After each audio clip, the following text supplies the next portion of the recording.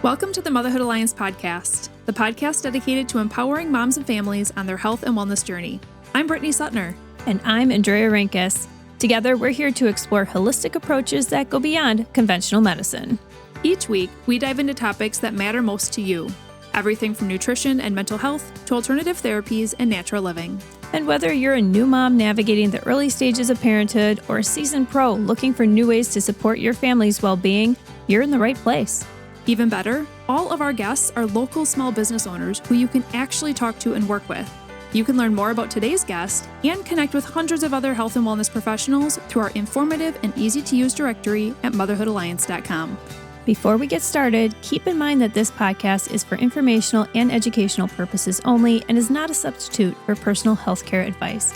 Please consult your healthcare provider before making any changes based on the podcast content. Thank you for joining us on this journey. Are you ready to help your family thrive?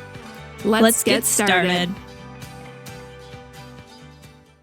Hi, we are Britt and Drea from motherhoodalliance.com, and in this 4-episode series, we're excited to introduce you to Jennifer Philibeck and Mandy Rinne, the energetic and incredibly fun founders of Empowered Minds Kids Studio based out of Appleton. Empowered Minds Kids Studio was started in 2024 after Jen and Mandy, who had been teachers for over 35 years combined, started to recognize that kids needed more than what the classroom alone could provide. They witnessed firsthand that kids needed guidance in building resilience, confidence, and other essential life skills to truly thrive, and that realization led them to take a leap of faith, stepping outside the traditional classroom and into the world of kids' life coaching. Now, as certified kids' life coaches, they offer personalized, play-based coaching to children ages 4 to 13 with the mission to help kids navigate life's challenges with confidence, developing resilience, positive self-esteem, and a strong foundation for lifelong success. Jen and Mandy are also moms who know firsthand that parenting is really hard, and that's why they believe in walking alongside families, offering compassionate support, and just figuring it all out together. As a listener, you're going to gain so many helpful parenting nuggets, or Tic Tacs, as you hear in one of our episodes, from these two ladies. So grab a notepad and pen, and let's jump into today's conversation. Hey, everybody. Welcome to the podcast. We are super excited to welcome Jen and Mandy here today. Welcome, ladies. Thank you for having us. We are going to be covering some hot topics through our 4 episodes We are together. so excited about having you guys here. Yeah, this is going to be so great. There's a lot of energy in the room right now. But of course, we always start out by asking a fun fact from our guests. And so with the two of you here and you guys are running a business together, you guys have kind of a combo fun fact. So you like to go coffee clubbing on Fridays. What is this all about? It's how we celebrate all of our wins throughout the week, big and small, we say. We celebrate them all. So we pick local coffee shops, and then we head in and get our coffee, and oftentimes we wind up dancing because Jen is a big coffee club and dancer. Well, we were thinking about what are we going to call these weekly coffee We're visits? doing it. We might as well have a theme. Have a theme, right? And I said, gosh, it's like a coffee clutch. The old ladies would go on coffee clutches. And I said, oh no, coffee clubbing, because we love to dance. And so it just kind of evolved into this, we dance when we go get our coffee because why not? Okay, I'm trying to visualize this because coffee shops are sometimes, some softer music in the background, and then in come these chicks, and not when we're there. Are you turning up some music on your phones and actually bumping up to the, walking up, dancing, getting your coffee? Are you yo DJ, turn up the music? How is this looking in the coffee shop? Wish there was a DJ. Wish there was. Any coffee shops out there with the DJ to let us know. No, sometimes there's music. Sometimes we just dance on our own. Well, and if anybody wants to see this coffee clubbing thing, they got to go on your social media and check it out, right? We do make reels afterward to be able to showcase the fun. So that's kind of where it all started. That's awesome. And since you work with kids, that's very appropriate that you are having fun in your own lives. I think all adults should be doing something like this. You're starting something fresh and new. Yep. All right. Well, let's jump into hearing about your story first before we get into today's full topic. So you guys were teachers. Now you're business owners. You met while you were teaching. Is that right? Yes. Okay. And then how did you decide to start your own business? So Jen and I met at North Greenville and in the Hortonville area school district. And she was actually my daughter's 3rd grade teacher. And we discovered that we both had a big passion for creating relationships and teaching kids social emotional skills. And then Jen. Yeah. Fast forward 7 years. right? Oh, wow. I left the classroom. It was COVID. I was pregnant, had another like newborn at home. And in that time discovered that kids life coaching was this thing that was out there in other parts of the country. And I thought, oh my gosh, this is exactly what I love the most about teaching, but it's just that. Like I would just get to be able to do that. And so I enrolled in a certification program. And through the program, I kept texting Mandy and calling her like, girl, you gotta hear this. You wouldn't believe that this is a thing. And this is so you. This is so you. And, I kept nudging and nudging and nudging. And I was like, I'm good. I've been teaching for 21 years. I'm in my comfort zone. I'm good. But then I decided, okay, I'll go through the certification process and I'll just use it in the classroom. Jen knew what she was doing. Yeah. She knows what she was doing. Mm-hmm. I knew she would fall in love with it. And right, we're here now. So clearly it worked. Yeah. That's awesome. Yeah. I mean, and thank you guys for taking a leap of faith, because it's, as entrepreneurs ourselves, we know that it can be really hard and really scary to leave something that's comfortable, right, Mandy? Like you just said, and try something new and try something different. Yeah. Mm-hmm. So today we're going to be talking about resilience and raising resilient kids. So let's start out with kind of a basic question. What does it mean to raise a resilient child, and why do you think that's so important today? Well, I mean, I think to raise a resilient child means that we know that they're going to face challenges in life, right? Like you can't avoid that. And through coaching, we tell families and kids, like, if you thought coaching was to like take all your problems away, like, psych, just kidding. Like, that's not what it is. Really, though, being resilient means that when life throws those challenges your way, you have the skills, the strategies, the tools, that like gumption inside of you to be able to push through, to be able to figure out, to problem solve, to not get wrapped up in your, like, we call it the hamster wheel, right? In your mind of all the would-be, could-be things that could go wrong, but like have a plan for how you're going to get through that challenge and be able to come out better on the other side. So what were you seeing in your classrooms that made you kind of go, kids need more resilience these days? Like, what were some of the red flags? Or I know you've also talked about how they'll grow out of it as a common mindset in today's world. Is that kind of what you were seeing? Tell us about what you were witnessing. I mean, I think a lot of parents do think that kids will grow out of it. And sometimes, right, there are phases that absolutely kids will go through. But if you're seeing problems and they're persistent over and over, that probably is a sign that those kiddos are lagging some skills that we could do. And when you're saying grow out of it, are you saying like having no emotional control when they face challenges? Is that what they're going to grow out of? It could be. I think we also see that anxiety piece a lot too. And so kids need tools and strategies to be able to become resilient, and they need parents that can show them that, right? If we model the way as parents, what resilience looks like, and also to just show them that, yes, it's okay to feel how you feel and it's okay to struggle, but this is what we do when we are struggling. Do you feel like kids used to be more resilient in past generations and we've almost lost this as a skill within families? Or do you feel like is this something, an area where our schools have kind of changed and kids are lacking it now? I mean, discipline in general between parenting and what schools can actually do to support kids and teach them discipline has really changed. So where do you feel like things have changed over the years? There's a lot of changes that have happened societally, right? And culture has changed a lot. I think that kids are not as resilient as they once were, because if we think about it, a lot of times that problem solving and the being able to like figure out how to get through a challenge on their own is kind of taken away from them. A lot of times, and in our best intentions, parents tend to step in and solve problems for their kids, because we don't want them to have to go through that struggle like we went through, right? We think like we're helping them by like helping them problem solve, and I'm just going to like give them the solution. Because we're impatient too, right? Right. Parents, Oh yeah. Right. We're in a hurry. We have things to do. We have places to go. We have our agenda, our timeline. And so it's like, it'll be just faster if I just like do it for them, or if I'll just tell them how to do it. But then we're taking away that problem solving and that like creativity that they can figure out these things on their own.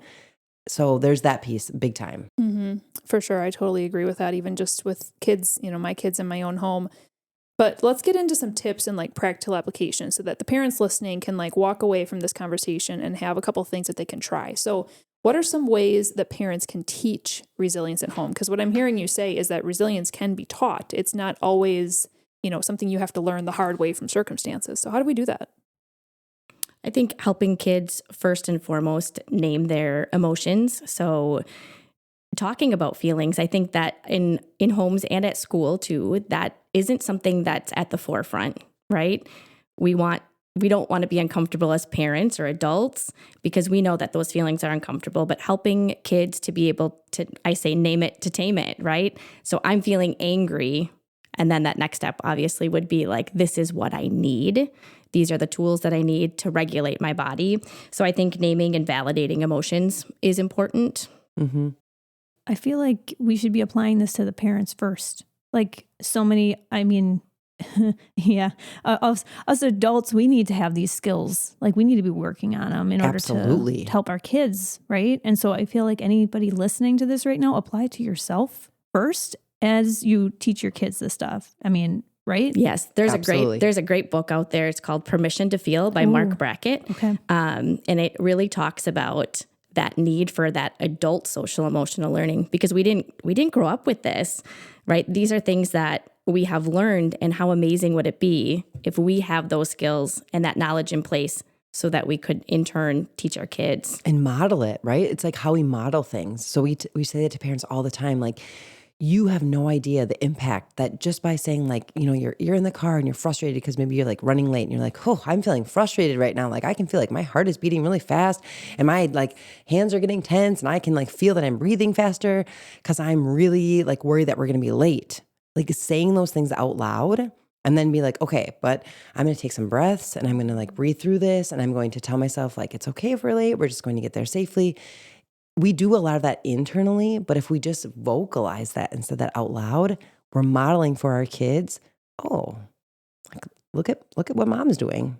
And like, I can do that too. So it's like those little shifts that could be very powerful. It's normalizing it, right? It's normalizing mental health, and it's okay to feel how we feel as adults, and it's okay to feel how you feel as kids. And then that next step of here are some strategies.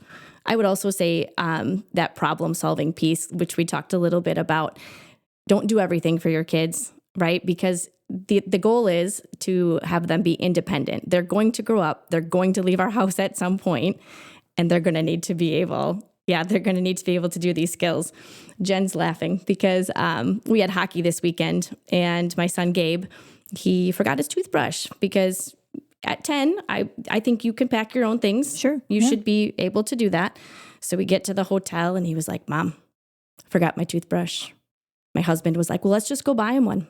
Absolutely not. And I said, you're finger brushing. Yeah. Right. Natural consequence. We've done that at a sleepover or something. Yeah. When and your kids. But it's that like not swooping in to problem solve and like fix the problem, like going to get a toothbrush from like, but okay, well, this is the logical consequence. Now, I bet the next time he'll remember his toothbrush. But it's those little things. I feel like this is also hard as parents to decipher between a moment when you should help out and it's like, okay, we're all human. We're all going to forget things and that's okay. Right. Versus, nope, you need to learn a lesson. Like, oh, you forgot your snack for school. Too bad. You're going to get fed at lunch. Like, right. It's fine. Like that one is pretty easy. The toothbrush one, I honestly feel like I would struggle with. I'd be like, you know what, dude, we all forget things once in a while. I didn't lay into him or anything, but the thought in my mind was very much like, ooh, my dentist would be like, go get the toothbrush. But we pick our battles. Right. I think it's a balance, right? And also like there's no right or wrong way to do it, but as long as you're reflecting and being mindful and aware, then that's already half the battle, right? Yeah. And what you said earlier about parents modeling it and like us expressing our emotions, that makes me think about, I had a situation recently where I was just really frustrated with some things that had happened during my day, personally, work stuff, and it had nothing to do with my kids, but I was feeling stressed out. And when I picked them up from school, I was just snippy. I was short with them, and I could see it rubbing off on their emotions and how they were treating each other and how they were talking to me. And I just went, okay, you guys, come here. We need to take a time out. I'm feeling really frustrated about my day today, and I'm sorry I'm taking it out on you. I'm not, like just talking about how I was feeling and why I was not trying to be mean to them. They weren't being naughty kids, but just trying to process that out loud with them. Is that kind of an example of what you guys were talking about? Absolutely. And repairing with them too. Like I made a mistake, and it's okay to make that mistake. I am so sorry. Moving forward, this is what I'm going, to do my best to do for you. Yeah. And you guys talk a lot about early intervention when it comes to, these type of life skills. What does that practically look like? Like what age are you kind of starting to integrate this? What's appropriate for those little guys?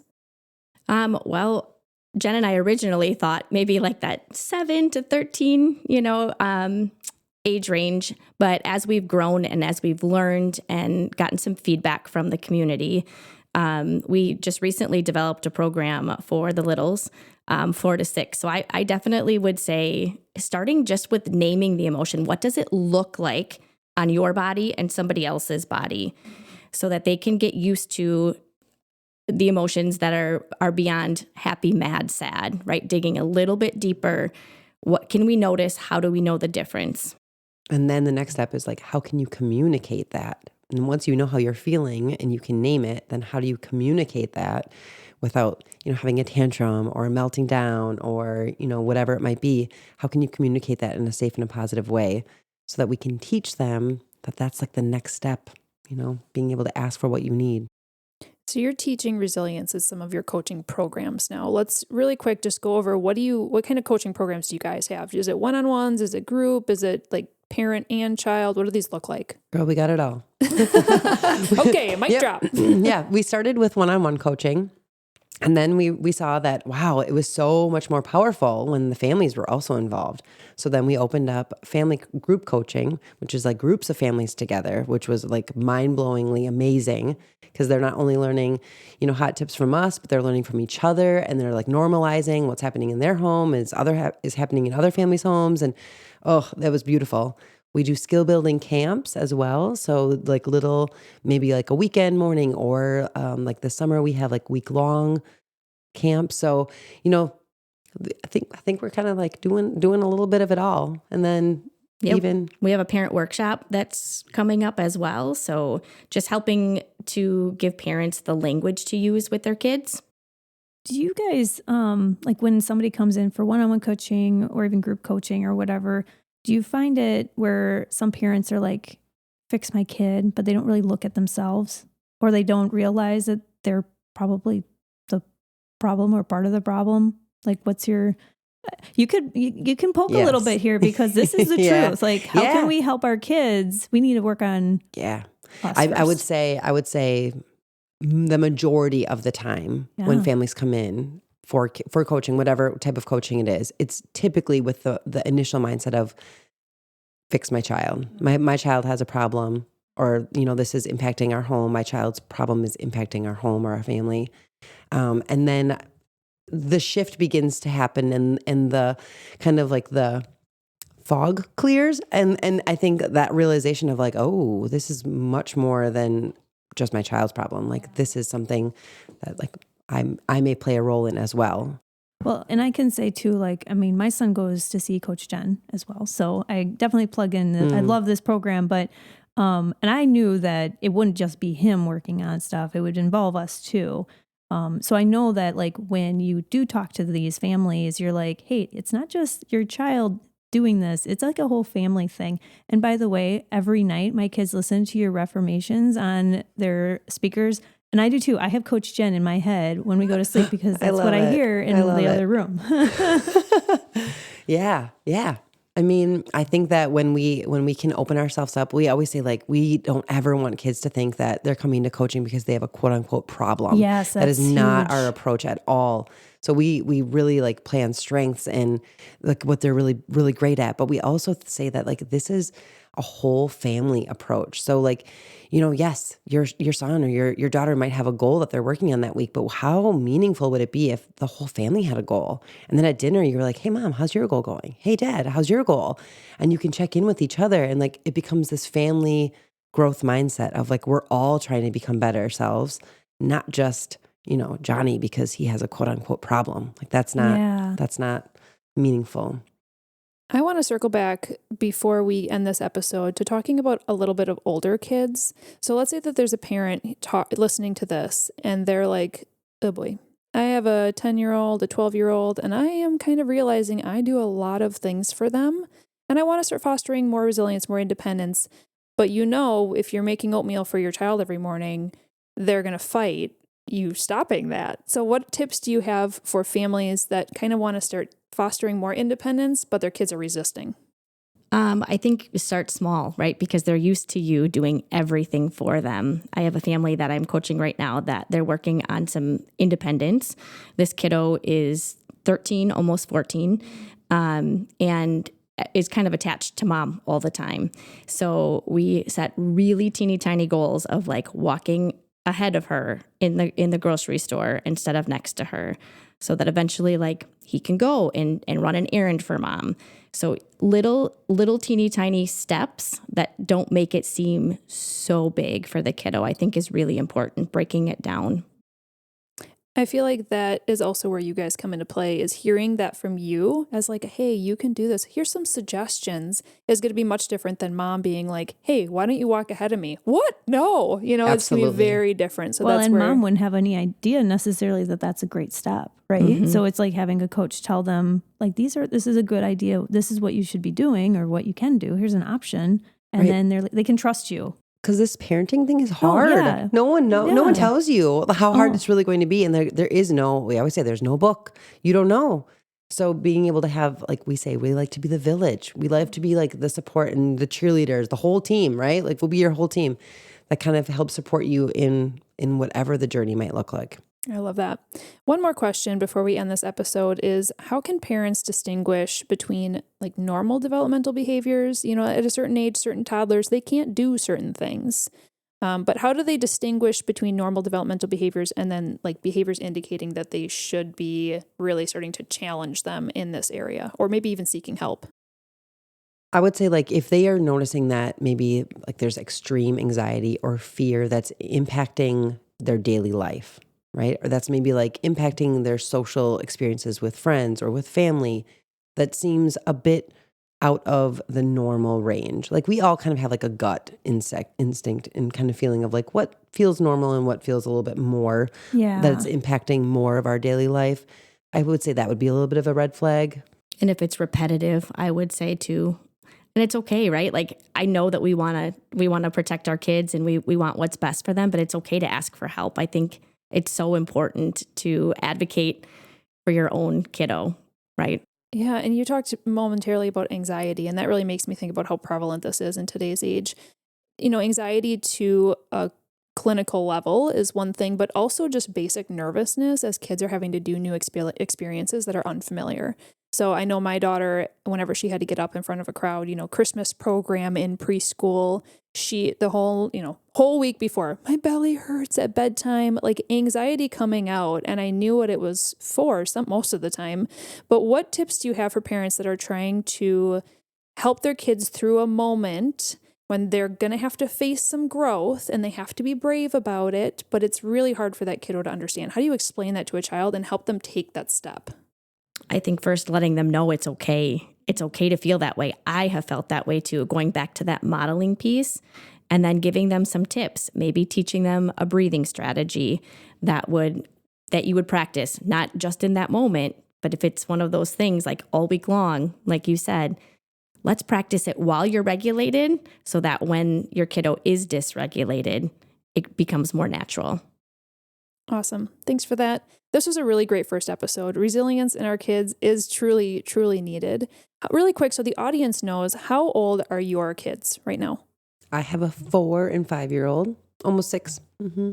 I have a 10 and almost 14-year-old. Okay. And so we're kind of right in your ranges as well. Drea has 8. No, he's 9 and 11. Yep. They keep changing ages. Don't ask me how old I am because I can't keep that in my brain anymore. Oh, yeah. But the kids barely. And mine are 9 and my daughter's about to turn 7. So we're all kind of in that mix, and this is where conversations like this are so valuable, where we can just talk about tips and talk about where we're at in life and talk about how messy parenting is and just do this journey together. So we have some amazing episodes coming up as well. We're going to be talking about why play is the secret ingredient of childhood, how to raise capable kids with a growth mindset. How important is that? As well as parenting in the digital age, which I know is a challenge with these school-aged kiddos especially.